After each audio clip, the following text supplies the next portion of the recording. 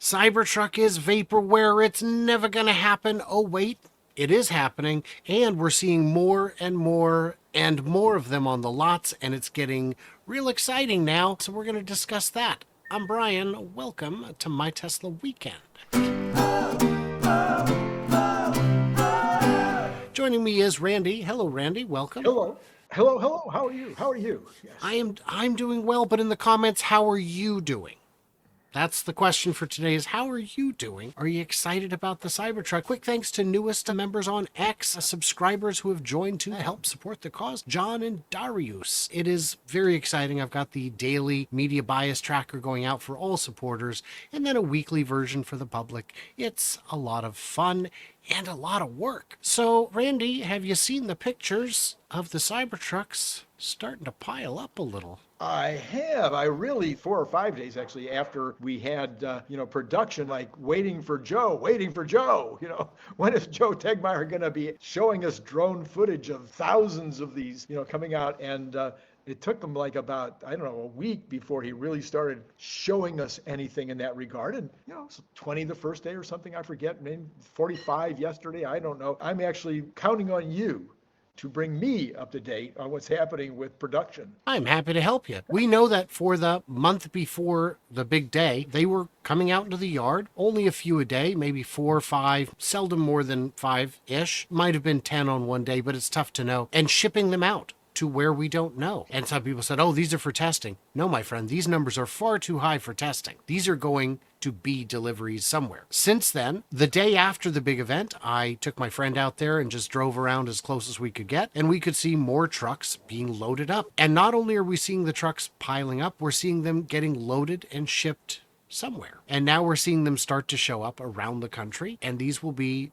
some will be displays, I'm sure, but most will be deliveries. And then we've got a good, 50, I think, that were spotted on the lot at one time, where there was 25-ish over by the building and another 10 or 20 out in the delivery lot, in the logistics lot. So what we've got is, it looks like the run rate is already in excess of 25 a day. One an hour. That's not crazy at all. It's probably one shift, so 3 an hour, 20 minutes. That is very good for an early ramp, especially when we still think the limiting factor is the batteries. But we shall see how that works too. We know Cato Road is working on building more of those, in addition to the one line running at full speed and additional lines being dialed in now at Texas. So that means right there you're at 10,000 for the first full year. Just without ramping beyond 25 a day, you're going to make, it is entirely possible that 2024 is the year that Cybertruck becomes the best-selling electric pickup. Yes, okay, yes. Sounds like I would be disappointed if we didn't do that. It would be very strange. So the 100,000 price, it's getting a lot of criticism. What are your thoughts on the Founders Edition price? Well, actually, the 120,000, I was, at first it was like, because, we're just not, our brains, especially if we're older, it's hard to wrap our brains around anything other than a house costing over 100,000. And in fact, if you're old enough, it's hard to wrap your brain around the idea of a house being over 100,000. But for an automobile at 120,000, that would have never been in my plan. And then I just started thinking. I started going back in my history just a few years to the early 90s. When I bought my second Jag, and it was $65,000. So that was 30 whatever years ago, and the inflation alone would probably make that Jag at 120,000 today. So yeah, I guess it's not that bad of a thing. That 65,000 at the time didn't seem crazy, and so there you go. And I did another analysis just for fun. If you want to go with me back into real history, in 1970, I bought the first year Challenger. My payments were $95 a month. My rent on 4th Street in Santa Monica, California, 4 blocks from the best beach in the world, the Santa Monica Beach, my payments of my rent of my 1-bedroom apartment was $90 a month. So if you compare today, $1,600 a month for a car payment, I don't know anybody that's got a rent payment of $1,600 a month. Those people do exist. There are people who have absolutely outrageous rent payments because that's No. I'm saying the other way around. Oh, the other way around. It's such a low. A gotcha. one bedroom in Santa Monica today on 4th Street would be, I don't know, 3,000, maybe more. Yeah. Definitely north of 2 for just the nastiest little rat hole for sure. The pricing, they've been kind enough to throw in a bunch of things that you didn't want to make the value a little higher. But really what they're doing is just premium pricing because make hay while the sun shines. And you've got all these clowns out there saying that anything positive that comes out about the Cybertruck is paid for. It's bought and paid for. They're shilling. Guys, when you've got 2 million back orders, even if 90% of them canceled, you're still sold out indefinitely. And they're not coming in 2023 or 2024. I know because I went on the website and tried to buy one and it said it'd be much later. Yeah, get in line, my friend. So what kind of numbers are you expecting next year? It's always impossible to predict these things. And now you're talking about something with all this new technology. However, I don't know. They've had so much time. Well, again, 2 years since they changed all of the dimensions and things and really made a lot of changes in their planning. 2 years is not a long time for an automobile to go from the clay model to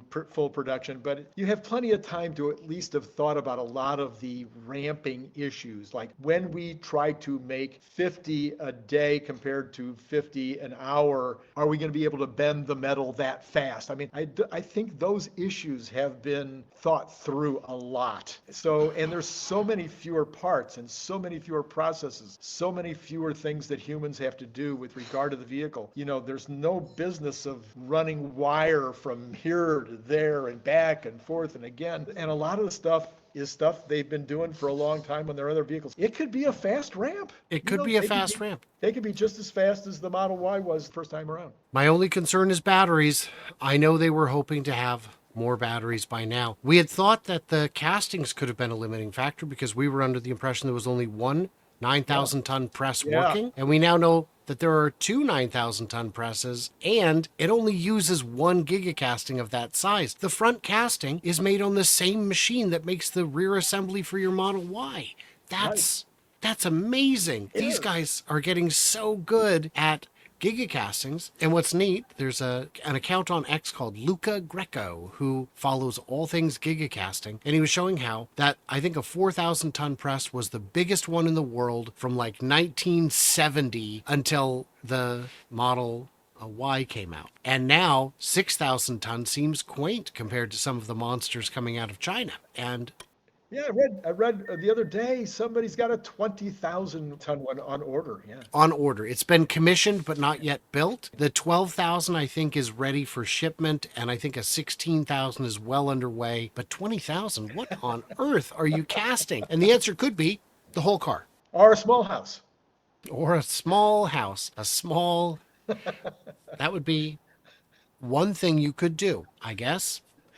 Don't, but you could. Well, I mean, a cast home. Who thought? You know, who would have thought? Yeah, die-cast homes by Hot Wheels. What a great idea. Well, what an idea. I don't know if I'd go as far as to say great. Okay, all right, okay.